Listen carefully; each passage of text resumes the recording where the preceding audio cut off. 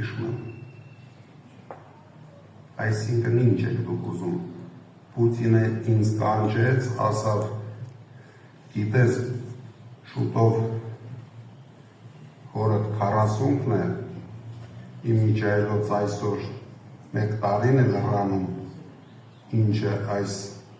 անբարո իշխանությունները ինձ զրկեցին մասնակցել դրան միջոցառմանը։ Կանչեց ինձ ասեց, դու կգնաս անպայման կմասնակցես օրը 40-ի պատարագին, դուրս գալուց մենք ունենք մեր գործակալ լրագրողը, կմոտենա քեզ, մի հատ հարց կտա, հետո ունենք մեր գործակալ Փաշինյանը, քեզ ձերբակալի, կալանավորի, տանիք պահի ամենածանր պայմաններում,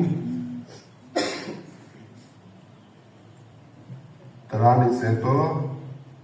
դու խելքդ գլուխդ կհավաքես, կմտնես քաղաքականության մեջ, կգնաս կհաղթես։